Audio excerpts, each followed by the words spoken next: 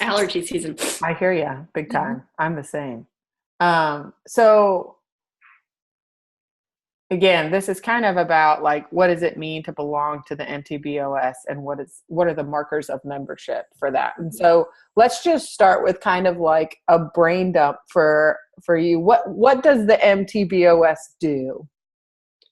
I kind of just think of it as like an online teacher's lounge. So it's where I can meet and talk with people if I really want to think about lesson planning or finding a new activity, all the art of teaching style things. But then more importantly, it's where I can go to vent and find support whenever I'm feeling frustrated or unsupported by faculty that are in my school. It's just a lot of mostly like-minded people, at least in terms of trying to focus less on direct instruction and more on student-centered learning or group activities, or I don't even know, like more rich application, higher rigor kind of problems, that it's just people who all have a collective mindset on what we want to do in our classroom all happen to live in Twitter. Yeah. And then the MITBoss hashtag just kind of lets us find each other. Mm-hmm. So you're talking about this like-minded people, the collective mindset. What is it that brings everybody together, in your opinion? I mean, for me, it feels like it's a bunch of people who either don't have a textbook or don't like the one they have. So it's a lot of teachers who are creating their own content. And that could just be the people I surround myself with, because that's my situation. I've never found a textbook that I like, so I tend to not use them, even though I'm at a school where I could. Mm. I don't know. I kind of like the idea that the people I've found on Twitter are all trying new things every year, that we don't fall back on the same stuff because it works. We say, okay, well, what about this new thing? Let's try it, see if it does something better. That it's a bunch of people who are willing to experiment. And then like I can take stuff from like Lisa in Colorado from her website, try it in my classroom, adapt it, and then send it back to her. And the idea that the ideas are always evolving is what I like. Yeah. So let's see if I start a sentence and then if you finish it, to me, belonging to the MTBOS looks like participating in conversations. And that participation could be active or passive. I think the passive part gets underplayed a lot. I think it was maybe in 2013, Sam, I feel like somebody wrote something about the various levels of being in the MITBoS, and one of the like lower ones was lurking, and I was a proud lurker for a really long time. And it's just where I really liked the conversations I was reading, but I wasn't sure if I could jump in because I didn't really know these people. And it took me probably 2 years to figure out that they didn't really know each other before they met at Twitter Math Camp, that it's okay to like only know someone online and still talk to them on a daily basis. That level of belonging I didn't understand at first. Like I thought lurking was a negative connotation, but now I really like it. Yeah. So I was a proud lurker for a very long time and have started more actively participating probably in the past 2 years. But for me, that participation has many levels depending on your comfort with the conversations that are happening. Right. So tell me more about that feeling of moving from passive to active. So was there a particular moment when you felt like you moved from passive to active membership? I think when I found people I could talk to, so I wrote a blog post about it kind of around the time that I guess last year's Twitter Math Camp, when Dan dropped the Twittergate, just because I was feeling all sorts of weird feelings. I don't even know how to describe the feelings. It was like this weird hurt that people thought that the MITBoS was not inclusive, because I guess I never really felt like I wasn't included. I just felt like I didn't have anything to include, if that distinction makes sense. That I didn't feel that any of the content I was creating was worthy. But then in stalking enough people, like if you like enough of their pictures, eventually somebody will like reach out to you. So for me, that was Meg Craig. She posted the hashtag dogs of MITBoS. Yeah. And so then I posted my dogs, And that was our first actual conversation about anything. And then from there, it went, oh, hey, so I'm using your pre-calculus stuff, and I have a question about this part. So just something that wasn't content related as a launching point for me felt really helpful. And I see that happening a lot with dogs, babies, books, at least online. And I think that it's just people are kind of afraid. I was too. I still am, of putting my self-created content out there because, you know, all you see are the Sams and Lisas and Dans who are out there putting out this really good shit. And you're like, oh God, mine's nowhere near that. So I guess I just kind of promised myself 2 years ago that I was going to stop saying that things weren't internet worthy and just put it out there, even if it has an error. I don't know why. I just decided I needed to.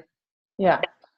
I'm really curious about this like fear because I think I went through a very similar process. Mm-hmm. And I'm curious if you'll talk me through like what was it like when you start, like as you move from passive to active, like that fear piece, has it gone away? Is it still there? Is it still for you a marker of membership you see in other people? Yeah, I mean, for me, I think I'm doing like a baby step. So I'm doing the Teach 180 because I suck at writing blog posts. I overthink it. I'm like, oh God, should I include this? Should I not? So I'm still not there for full blog posts yet. But the Teach 180, just the idea that it can be a sentence or it can be 5 paragraphs, depending on what amount of time I have. And really for me, it's more like a Teach 98 because I don't think I'm doing it every day. But just the idea that I can do little glimpses and then somebody might see something that they want to then have a conversation about. And then I can send them a Dropbox link or whatever, that not everything has to be like downloadable ready, which is what I felt a lot of the stuff that was out there was. And that's why I was concerned, is that my stuff I didn't feel was downloadable ready. Like in theory, it's a good idea, but it still has a lot of work. So I think the Teach 180 has been helpful for me in just getting over the anxiety of posting online. For me, Twitter was kind of outside of my comfort zone because I don't really like to live an incredibly public life. I mean, if you were my Facebook friend, you would see I post a bajillion pictures of my kid and dogs on a daily basis. But since Twitter's just not private, it feels really weird putting yourself out there. And that was, for me, the hurdle that I had to get over and I'm still working on. And you attribute that moment towards that Twittergate moment that you mentioned before, and also kind of adding Meg Craig as kind of a person to kind of begin having a conversation with? Yeah. I mean, there's probably a 3-year gap in between those two, maybe even 4 years now that I think about it. I found MitBoss in like 2012 when I was in grad school. I don't know how I stumbled upon a Dan Meyer TED Talk, but I did that. Then I got to his blog, and then I found Sam's blog and then Lisa's, I think. I was like, okay, they're all on Twitter.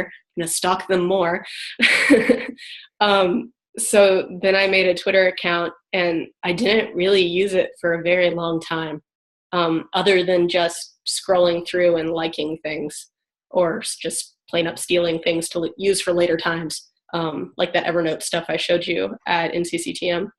So I don't really know where the exact push was, but I know going to Twitter Math Camp was really helpful because it helped me see that nobody else really knows what they're doing either. No matter how much I think their life is together, they're like, I have no idea.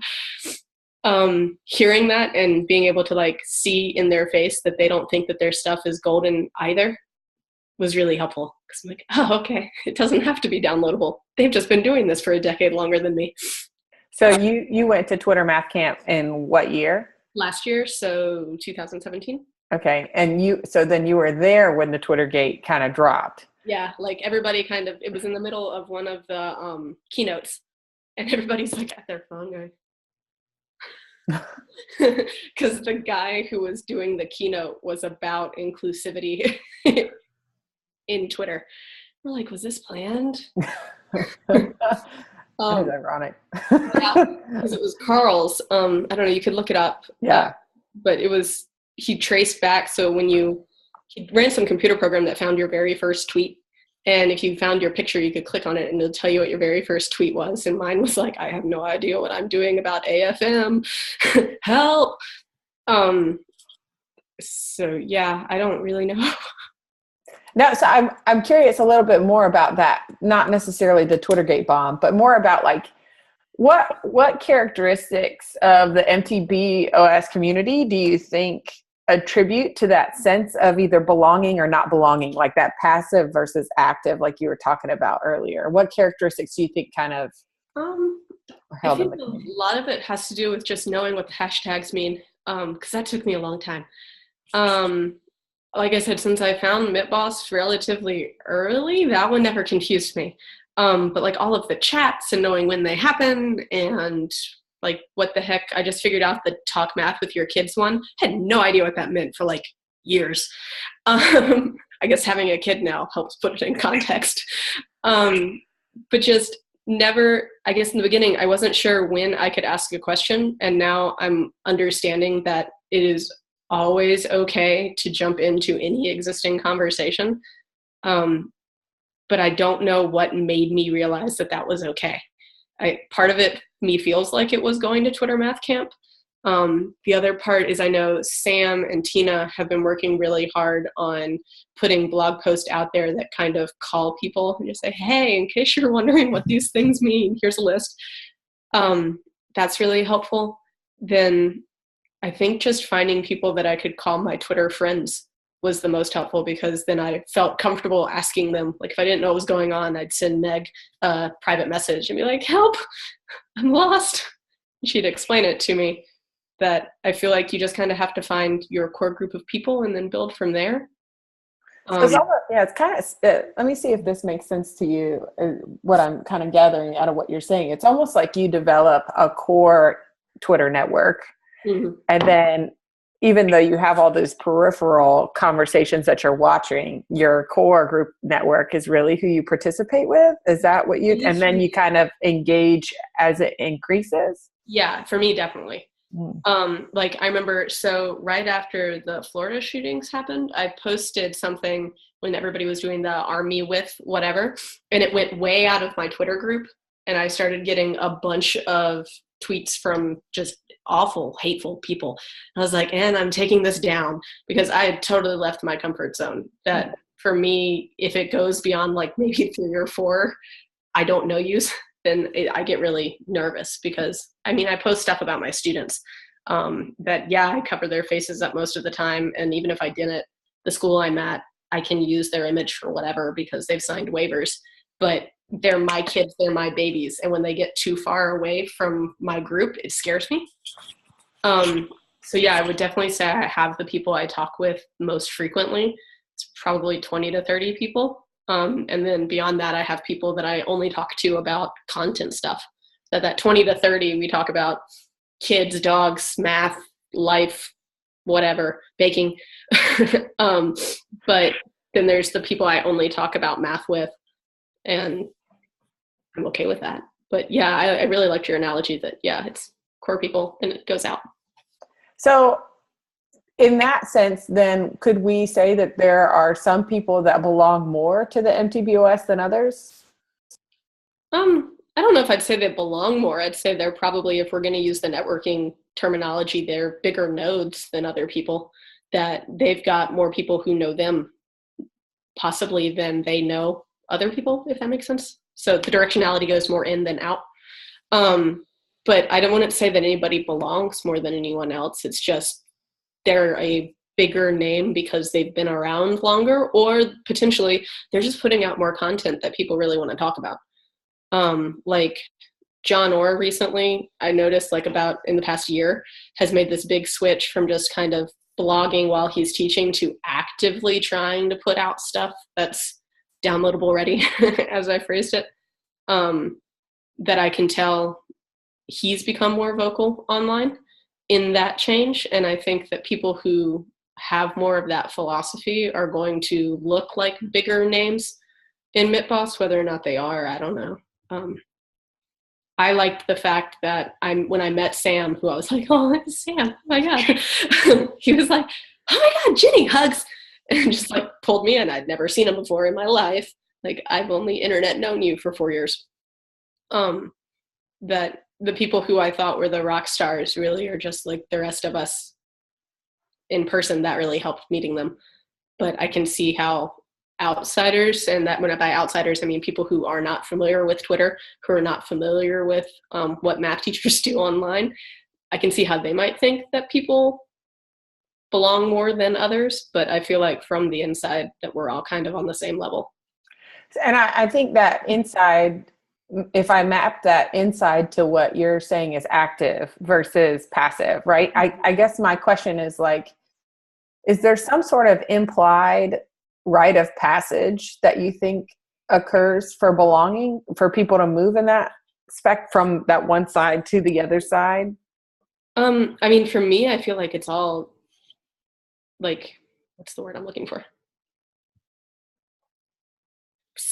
Like you're happy because you did it for yourself, not for something intrinsic. There we go. I feel like it's all intrinsic. That like I have a colleague who considers herself a stalker still. She's coming with me to Twitter Math Camp this year. She is very much a like everything, will occasionally talk about stuff she did in her class, only post things after like revisiting the worksheet 18 times kind of thing. But I can tell in the year that we've been working together that she's getting a little bit more relaxed about posting stuff and about putting content ideas out there and having conversations. And I asked her about it the other day, and she just said, I mean, I saw that you were doing Teach 180 and a lot of people were talking to you, so I figured I should try putting more stuff out there.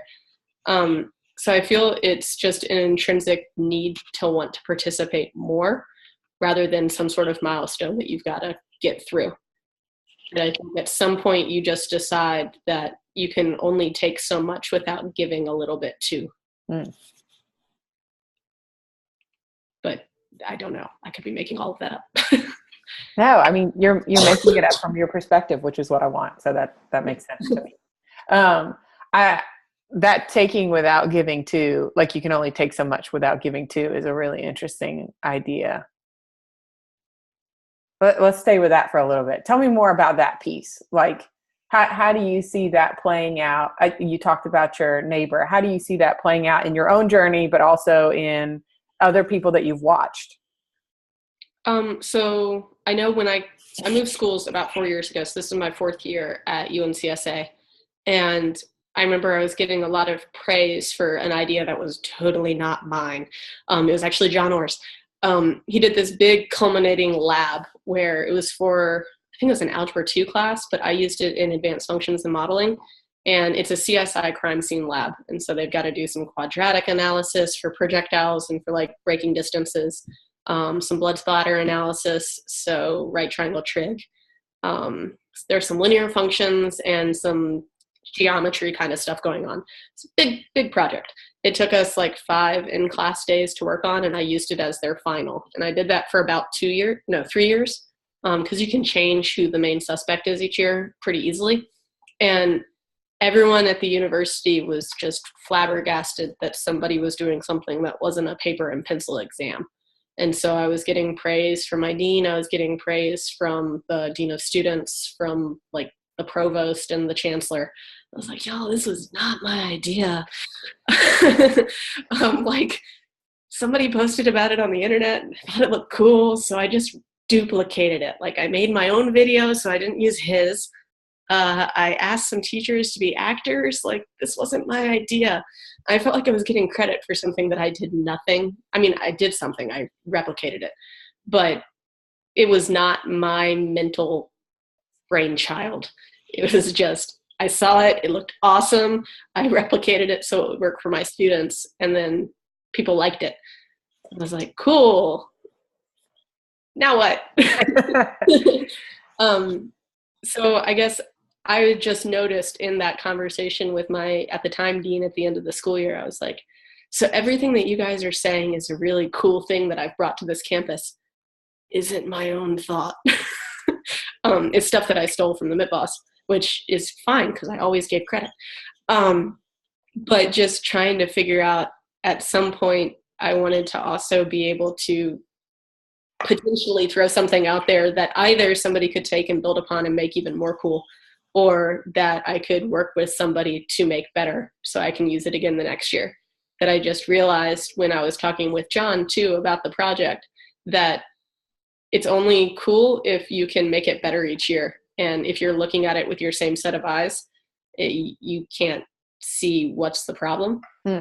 So throwing it out there for other people to look at, or for other people to collaborate with you on, that's the only way to make it better, especially if you're in my situation. We're 4 math teachers, and 2 of us are very old school, traditional learning, traditional textbook, traditional books, and 2 of us are more, let's move it away from direct instruction and more towards activities and student-centered learning. So my ability to talk with people at school is very limited. So the internet is where I go, if that follows. Yeah, absolutely. So let's go back to, I'm having this thought and I'm not sure how to say it because I didn't write it out because it's come out of our conversation. I didn't think about it.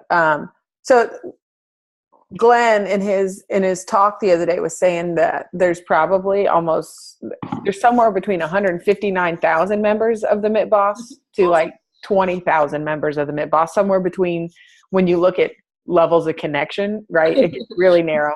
When you think about networking, I think that number came from like the number of people you have in common. So if you have at least 2 people who have used the hashtag, then they include you, versus 3 people who have used the hashtag or stuff like that, that are inside of your friends. And so Twitter Math Camp is how many people? Is it 200 or 400? I feel like it's only 150. Yeah. So the people who do it, which is right. like 20 maybe. So the people who, you're saying the people who do it being like the committee. The committee. So like Tina, Sam, Julie, I forget who else, Lisa. Yeah. The people who organize it every year. Right. So if we know that, I guess if we know numbers wise that we're like 20,000, and for you, it was a real big marker of change from passive to active, and we only have 150 slots, but we know some people are going to return as people who are now moving from, maybe, I don't know what Sam's schedule was. If it was like, I forget what came out. 180 active versus like super active, like whatever it is. How do we do this work well in helping people feel like they belong? What do you see as? Somebody was having a conversation, maybe it was Glenn started it around that for me, I think the largest hurdle is just the logistics. That the way I spun this to my dean last year when I wanted to go, because it was his first year with us, and when he was hired, I was on maternity leave. So like my very first conversation with him was, so there's this camp, it's called Twitter Math Camp. And he just looked at me like, oh boy.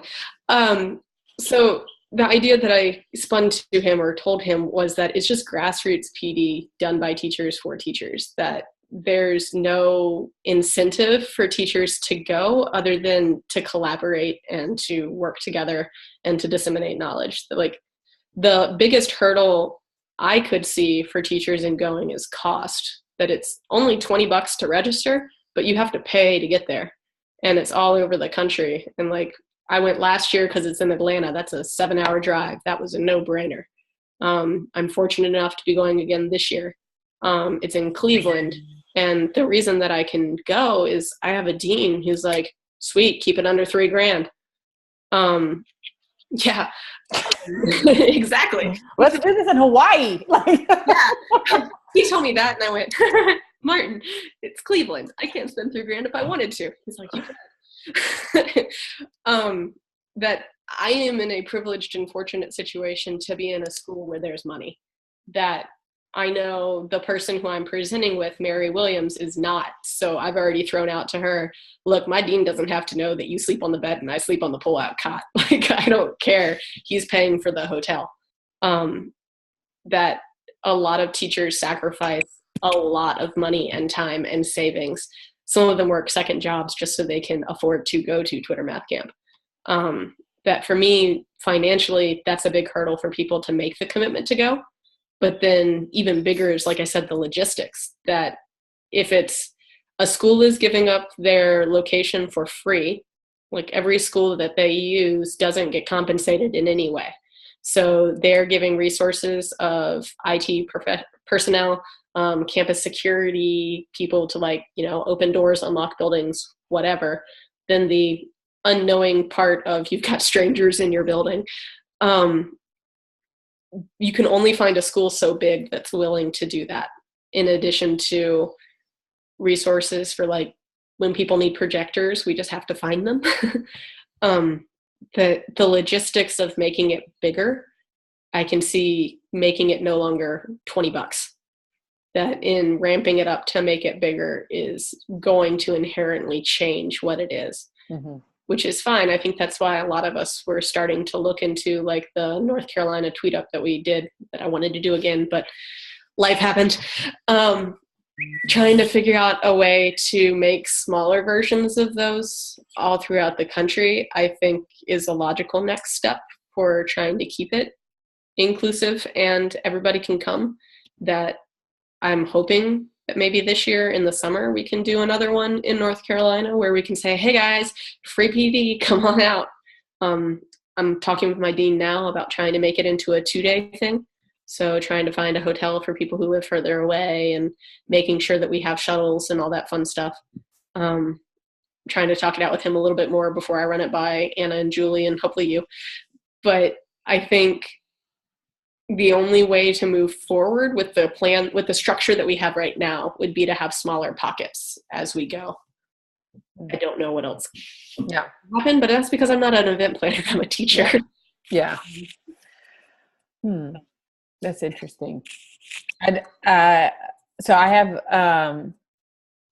have 2 other questions that I want to ask, and then I'm gonna write myself a note. So come back to NCTMC.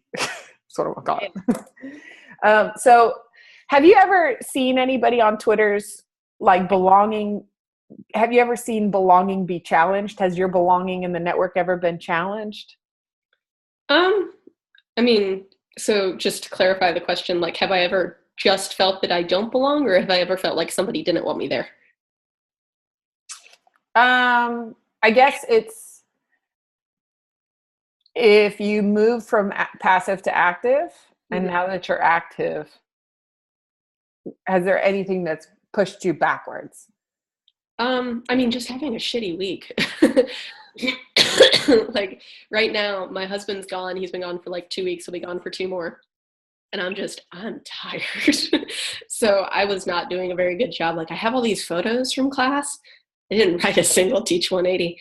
That I think I noticed, maybe it was Hedge. Somebody sent out something that was like SOS, just reach out to people you haven't seen in a while. I feel like every year, this like week before spring break is hard because we don't have MLK Day off, or no, actually we did get MLK this year, but we don't have President's Day. Like we don't get any of the winter holidays that everyone else does. And even the schools who do, snow took that away from a lot of them. So I think this is just a really hard time for everyone. So I know I always kind of turtle back into my shell around this time. But I don't think I've ever felt like giving up on Twitter. That like even when I was on maternity leave, I think that's actually when I started doing the most talking with people, possibly because I had the most time. I was like, all right, breastfeeding baby, what else am I going to do? Twitter in one hand. So no, I've never really felt like I needed to back off or leave. It's just, I have to introvert every now and again. That sometimes being on Twitter for me feels like a very extroverted activity. That it requires effort and thought that not everyone has to put into it. It makes me wonder, that statement about it being an extroverted activity makes me wonder if belonging is almost a subset. Like I know that Sam is an introvert. I have never met him, but I know that based on his blog posts. It just makes me wonder how some introverts have created these large nodes of belonging around them, despite being introverts, and how I wonder if most of our passive lurkers, I wonder if we could personality type them, if many of them would be more introverted than extroverted. I would venture to guess yes. The way I think my brain has broken it down is that while Sam is like the most introvert who ever introverted, Writing is how he processes things. Mm. That is not how I process things. For me, writing takes more mental thought process than just not, like just venting into the wind, which is more how I tend to do it because I can't write in a professional voice. Yeah. Sam, I feel like even in his snarky, whatever, making fun of himself, it comes out far more professionally than mine does. So I think the people who are introverts, who are still really big nodes, as we're calling them, are probably people who writing is how they process. Mm-hmm. Writing's not how I process. I process more through just talking it out with my husband at night. Yeah.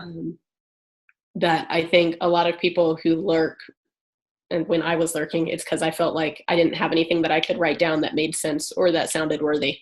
But Sam, I know Lisa, a few others, they're very introverted, but writing is just what they do. Mm-hmm. Do you feel like you've changed your concept of what is worthy? Yes and no. I think I do a lot of, so this isn't perfect before I put something out there. Like I put this breakout Desmos activity that I tried, but I didn't have time to finish working before I needed to use it. So people wanted to hear about it. So I published a quick blog thing, and then in class I went, the answer's not right.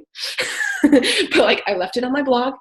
I just wrote down at the very bottom, it has occurred to me that number 3 should have whatever, that I guess I'm more okay having read more blog posts where people have found errors like that, where they're like, just kidding, don't use that link, use this one.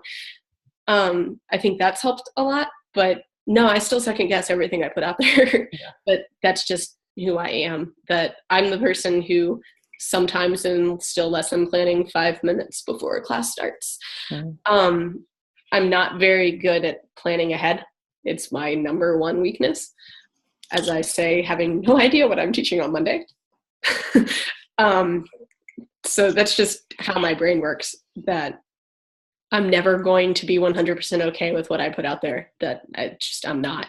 Mm-hmm. But I'm more okay with putting out stuff that's just wrong than I used to be. Yeah.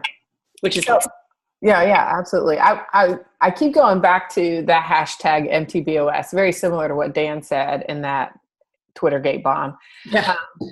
About the marker of participation. And like you were saying, how eventually you take so much that you eventually have to give. And people feeling like they have to blog to be active members, and trying to figure out, as you were mentioning about Sam's blog, that you can still be a lurker and be an active member, but it just looks different. Mm-hmm. What does it look like to you if somebody isn't blogging? Because then they're not really hashtag MTBOS. Is that okay for membership? I mean, for me, it is. That, yeah. For me, I think blogging is just where it started because Twitter wasn't really a thing. That it's kind of like saying I'm going to call somebody when no one really does anymore. We text. That I don't think of it as a demarcator. You have to have it. I think it's sprinkles on top because then it gives me a place I can go to steal your awesome ideas. But I don't maintain my blog that well. I think I've posted 3 times in the past 2 years. Yeah. But I have my Teach 180 that I do a lot more on, but just the fact that I have people who I can find using that hashtag is my happy place. Yeah. I don't care what the B stands for. It's people who are trying to math in a similar way, possibly to the way I'm trying to math, live in that hashtag. So that's where I'm going to go look. Mm-hmm. That I think the people who started it, whatever, I think they were joking about going on a booze cruise and doing math camp. They all had blogs, which is how they found each other. They found each other in the comment section. That doesn't necessarily mean you have to have one. Mm-hmm. Hmm. Yeah, I was saying, this is kind of my last thought that I've been thinking about. I keep thinking about what it means for non-teachers to participate or to belong in the MTBOS. Mm-hmm. Like pre-service teachers or teacher researchers, and what that looks like from somebody who's a teacher on the inside. Yeah. Well, so have you followed the Elon Ed chats? Mm-hmm.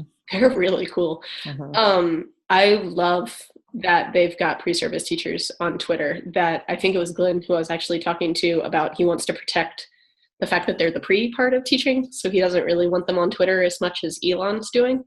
Um, so what I did when I was in grad school, we had an anonymous person that we had to email kind of blogs to. So it was like MitBoss without knowing it. I sent anonymous crap to a woman whose name I didn't even know until the end of the year. It was just somebody who I could tell all of my frustrations and whatever to. She read it and then responded to me. And then she's like one of my best friends now, but at the time I had no idea who she was. So it was just being able to scream into a void and having somebody call back to me was helpful.